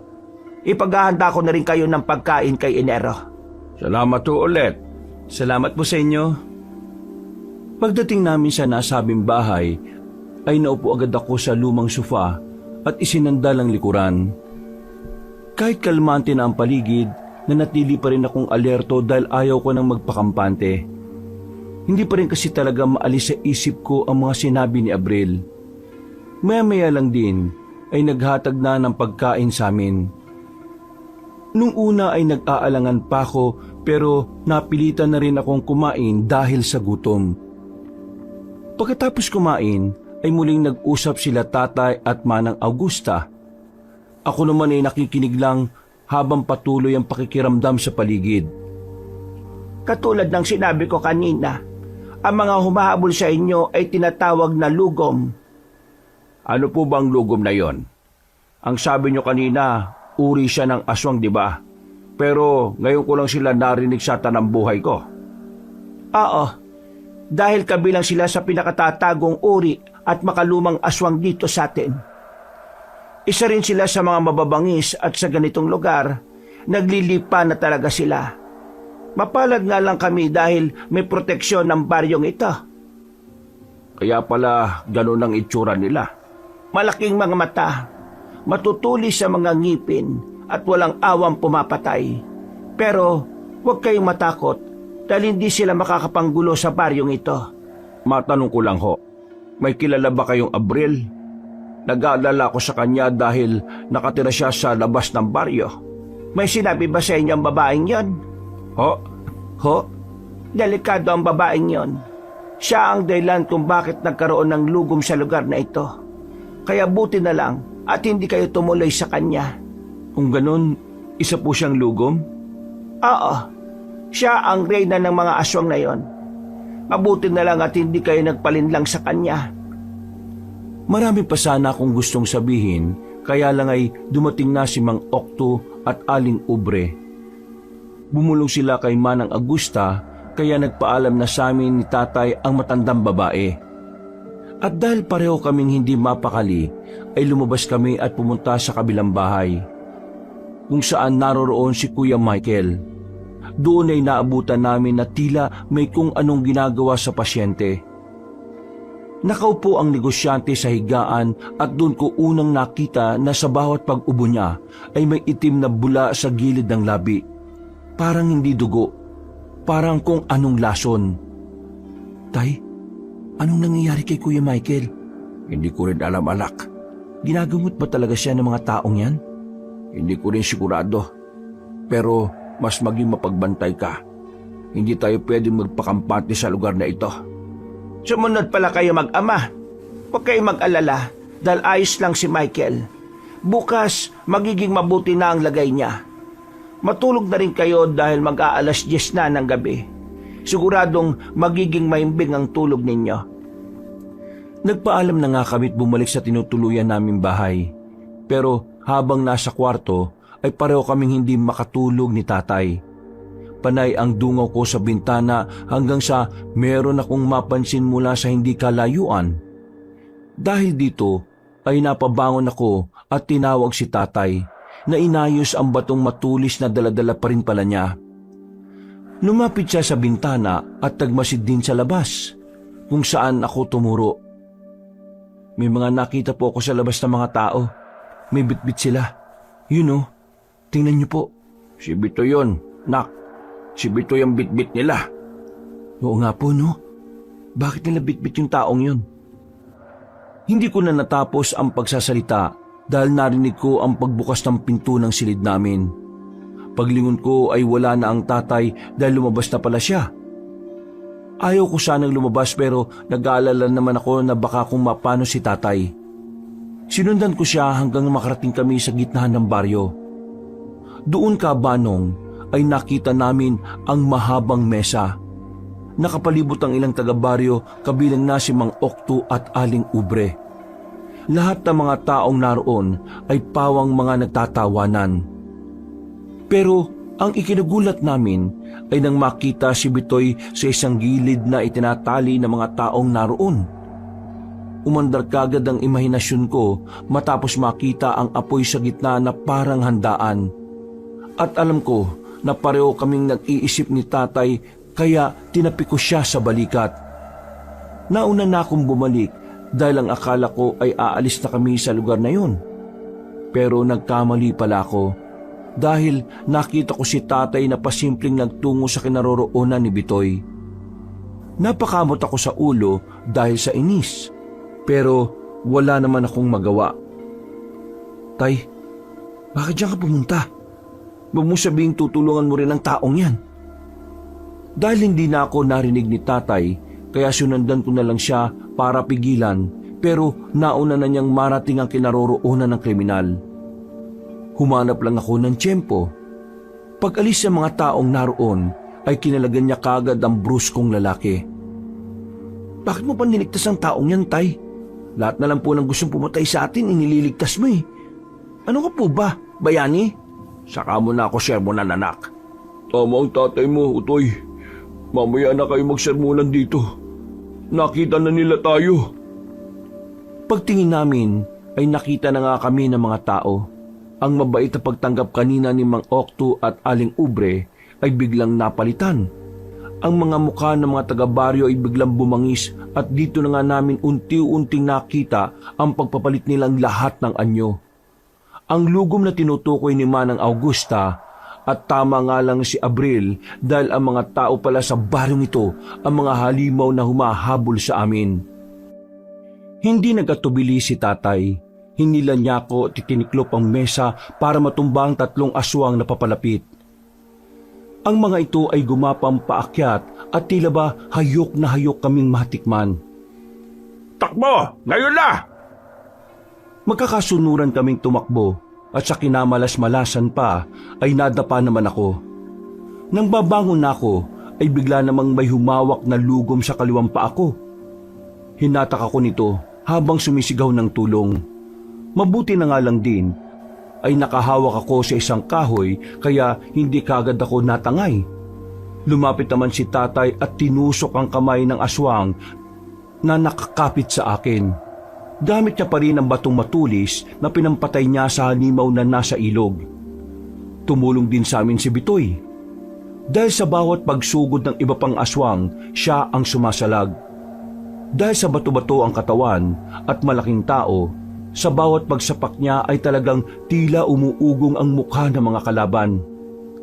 Nakalayo kami sa lugar, pero dahil sa may mga pasalubong pang aswang, kaya pumasok kami sa bahay kung saan naroon si Kuya Michael.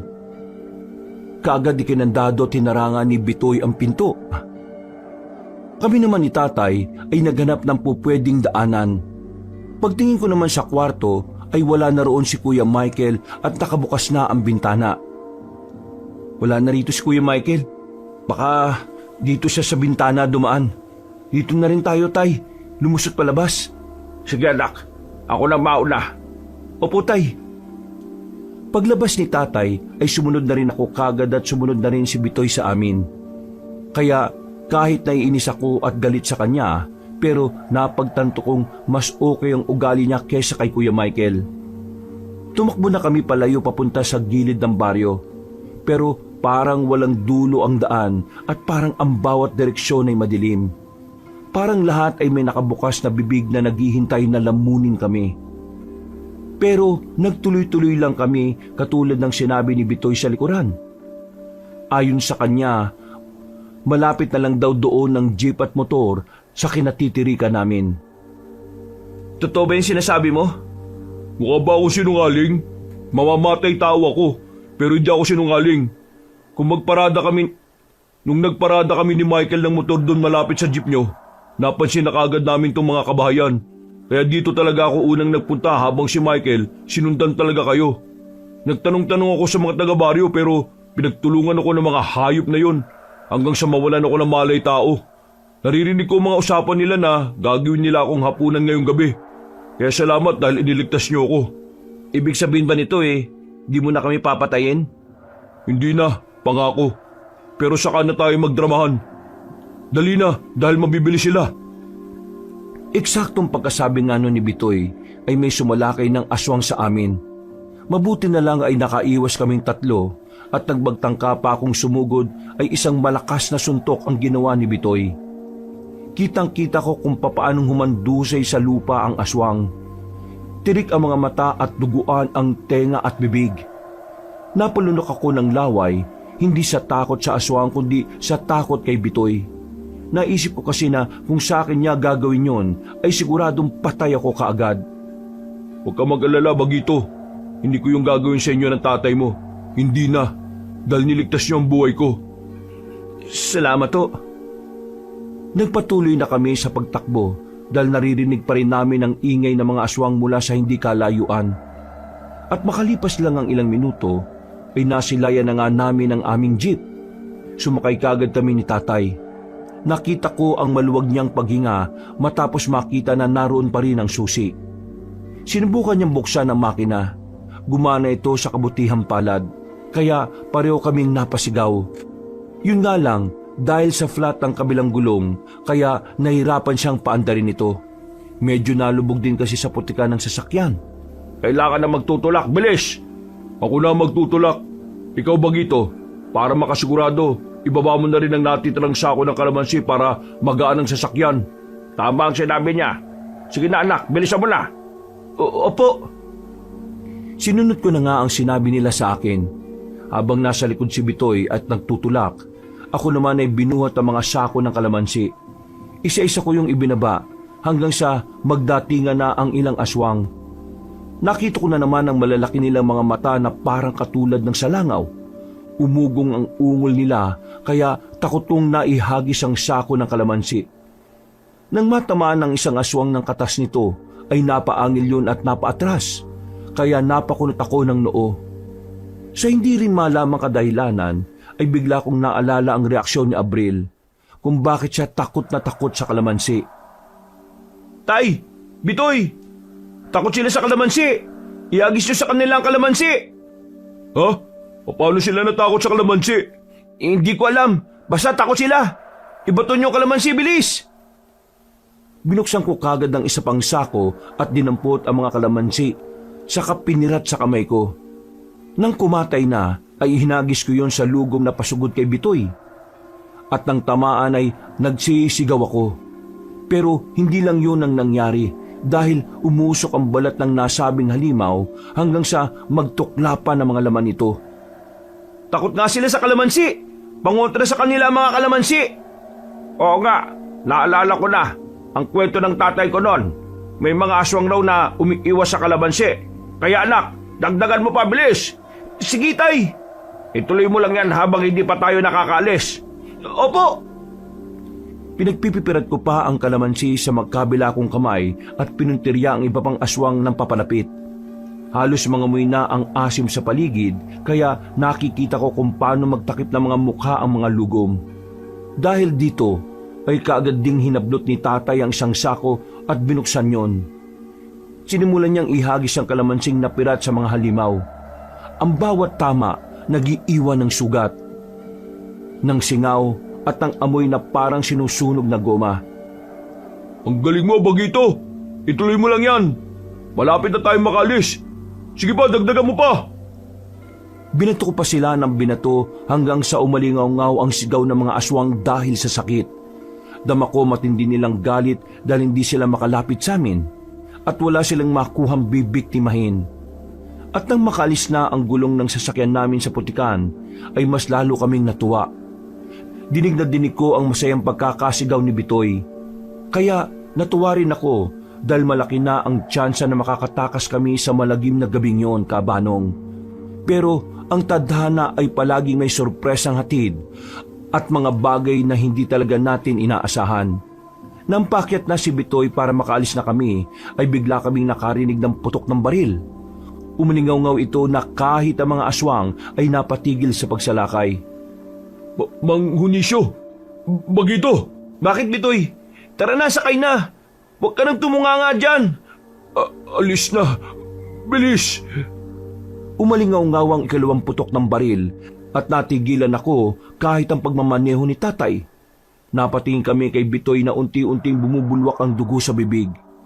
Sa ikatlong pagkakataon at pagputok ng baril, nagulat na lang ako nang tila may kung anong pumutok sa ulo ng Ginoo. Kasunod noon ay ang pagandusay niya sa lupa. Wala nang buhay habang nakadilat. Sa likuran niya ay nakita ko si Kuya Michael na iika-ika at parabang may kakaiba na sa kanya. Nangingitim na ang mga ilalim ng mga mata niya at may mga maitim ding ugat na mula sa ilalim ng leeg at magkabilang sentido. Kitang-kita ko yon dahil sa mas lalong nagliwanag ang buwan. Ngumiti siya sa amin habang nakatutok ang baril. Pagkalaon ay bigla niya itong pinaputok. Mabuti na lang ay napayuko ako at pagkatapos ay pinandar na ulit ni tatay ang jeep. Walang niya ka talaga. Halang ang kaluluwa mo.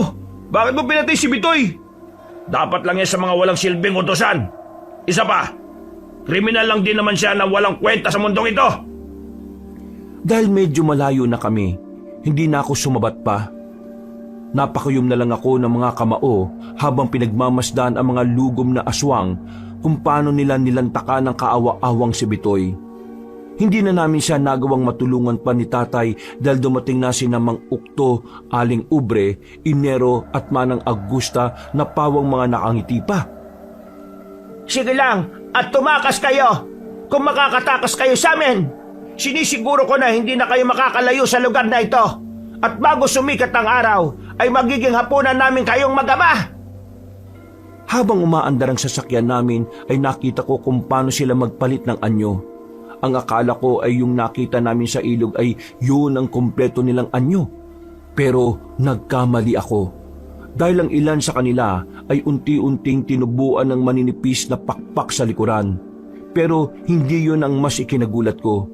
Dahil nakita ko rin kung paanong magpalit ng anyo si Kuya Michael. Tay, aswang na rin si Kuya Michael. Ginawa nilang aswang si Kuya Michael na katulad nila. Kung ganon, mas lalo kailangan natin makalayo sa lugar na ito, anak. Kumapit ka lang dyan at gawin mo kung anong ginagawa mo kanina. Opo, tay.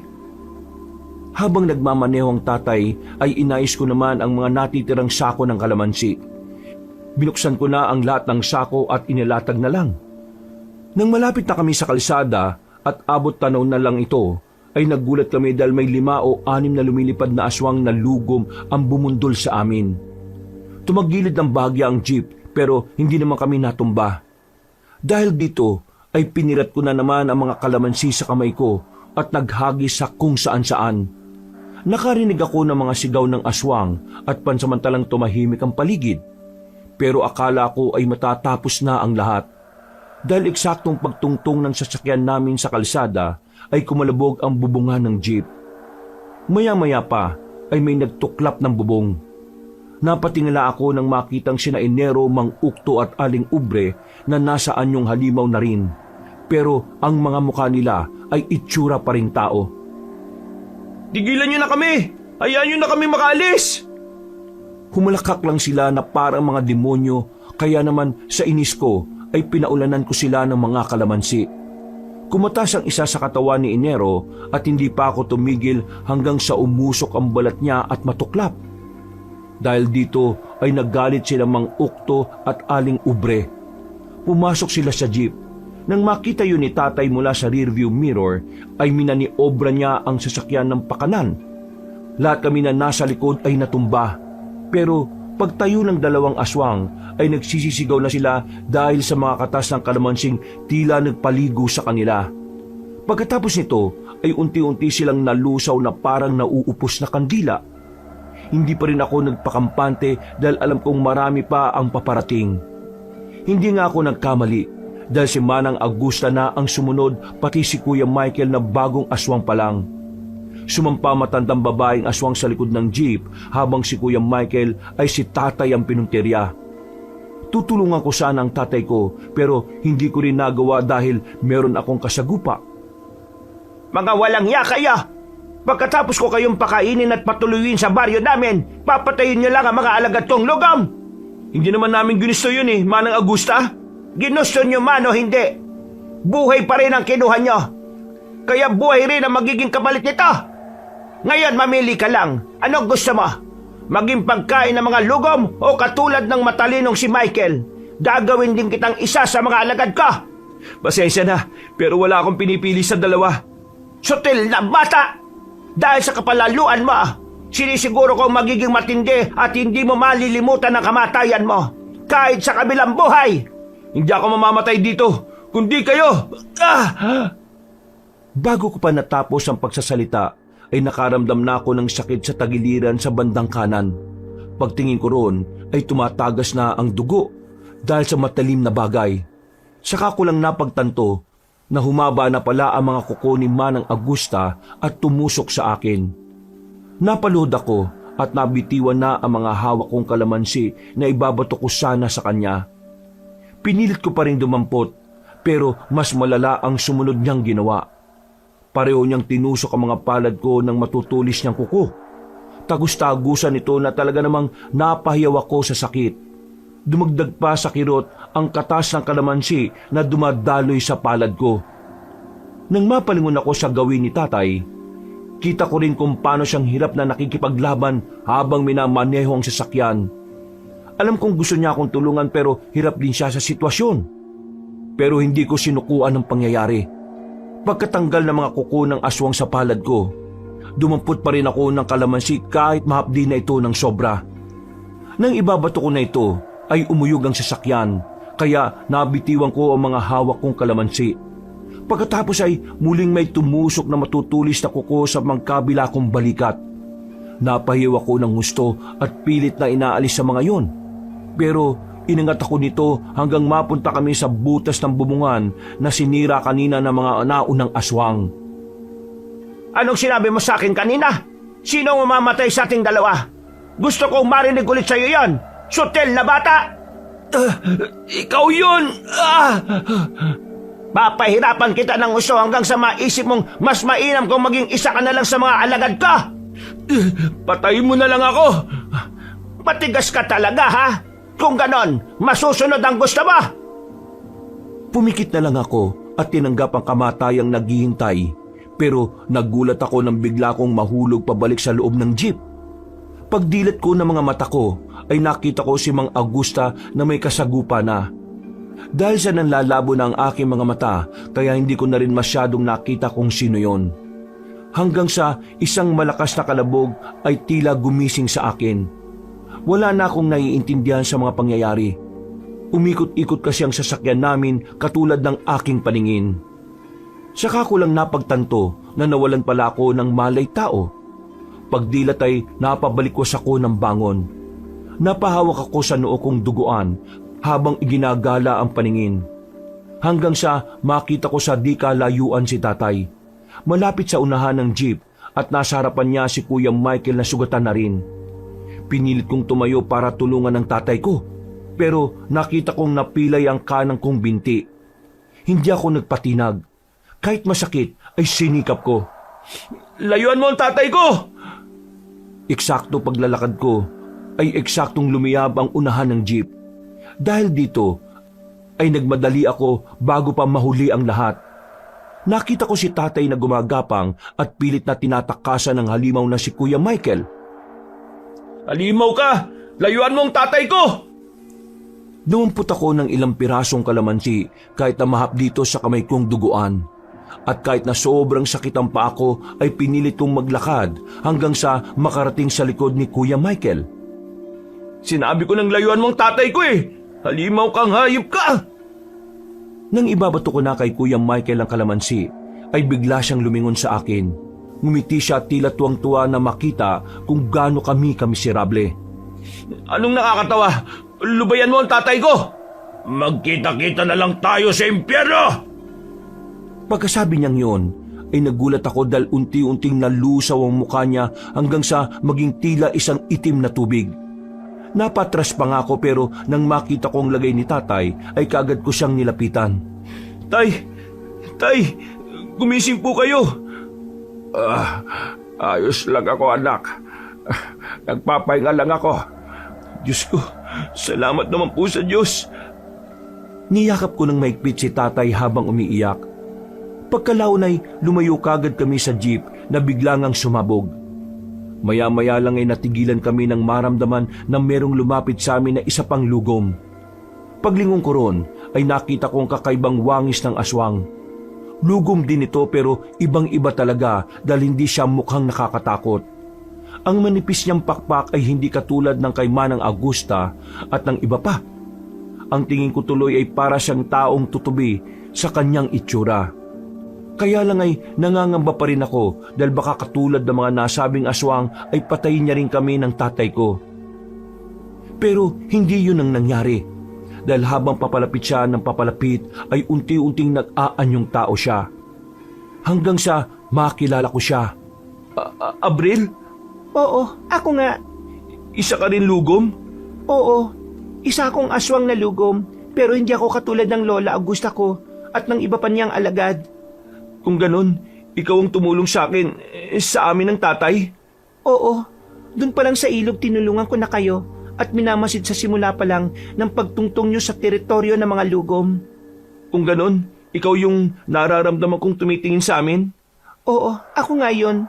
Pero bakit mo kami tinulungan? Katulad ng sinabi ko, hindi ako katulad ng lola ko. Sa katunayan, kami mga lugom ay hindi naman talaga kumakain ng tao noon. Hindi kami may tuturing na aswang. Mas may tuturing kami mga alaga ng mga sinaunang diwata. Pero dahil sa pagiging sakim sa kapangyarihan, kaya nagsimula ang lahat. Nang malaman ni Lola Augusta na ang pagkain ng tao ay mas lalong magbibigay ng lakas sa amin, sinimulan na niya ang pagtugis at pagkain sa mga tao. Itong dahilan kaya kami sinumpa ng mga sinaunang diwata na hindi makakaalis sa liblib na lugar na yon. At ang hangganan lang namin ay eksakto sa lugar na ito. Ganun ba? Parang lumulutang ang utak ko sa dami ng impormasyon na to. Totoo ba tong lahat? Hindi ba nananaginip lang kami ng tatay ko? Totoo ang lahat ng ito, Julieto. Totoo ang aswang. Totoo ang engkanto, ang demonyo at ang Diyos. Pero mas gusto naming maging katang-isip lang kami sa mata ng mga tao dahil ayaw namin ng gulo. Naintindihan ko. Pasensya na ha. Teka, nasa na si Manang Augusta? Pinatay ko na siya. Ha? Pinatay mong sarili mong lola?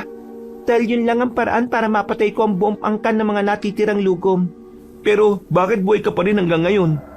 Kung kabilang ka sa angkan nila, dapat di ba patay ka na rin? Maliban na lang kung ampung ka lang o kung ano pa. Bago ko ginawa yon, kinailangan ko munang makalaya sa tanikalahan ni Lola. Nang sa ganun kapag pinatay ko siya, hindi rin ako malulusaw katulad ng iba. Matagal ako naghanap ng solusyon para roon at nang makahanap na, inayong ko na rin ang sitwasyon sa nangyayari ngayon para maisakatuparan ang misyon ko. Kaya pala bigla na lang nalusaw si Kuya Michael. Malaya na kayo ngayon at katulad ng sinabi ko sa inyo, huwag na kayong babalik sa teritoryo ng Lagum, sa liblib na baryo. Tatanggalin ko na ang alaala nyo sa lugar na ito. Pagkatapos niyang sabihin yon, ay bigla niya kaming hinawakan ni tatay sa noo. Sa isang iglap ay nawalan kami ng malay at nagising na lang kami sa ospital. Ay naaksidente kami ni tatay. Habang ang tungkol naman kay Kuya Michael at Bitoy, hanggang ngayon ay misteryo pa rin sa mga taga samin ang biglang pagkawala nila. Iniisip nga ng tao na napatay na ng sindikato si Kuya Michael at Bitoy dahil sa laki ng mga pagkakautang nila sa sugal. Hinayaan ko na lang din ang haka-haka ng mga tao dahil ayaw ko na rin balikan ang pangyayari. Isa pa, ay hindi rin naman maniniwala ang mga tao sa sasabihin ko. Halos isang buwan din kaming nagtagal doon. At sa tuwing may nagtatanong sa amin kung anong nangyari ay wala naman kaming naisasagot. Lalo na si tatay. Nakalimutan niya kasi talaga ang nangyari.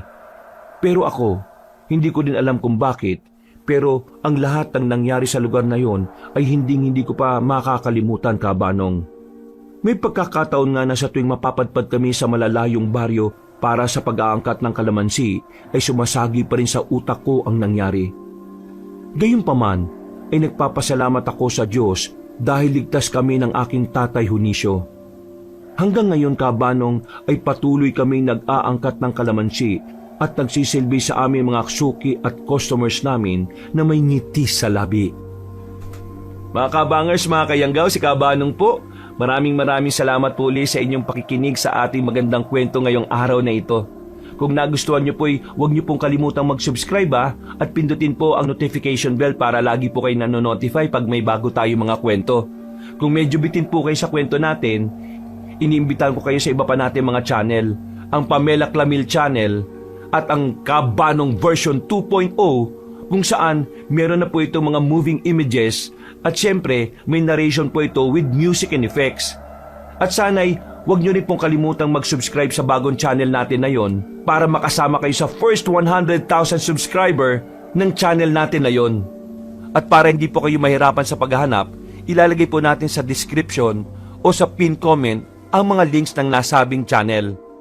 Hanggang sa susunod na mga kwento, wakas!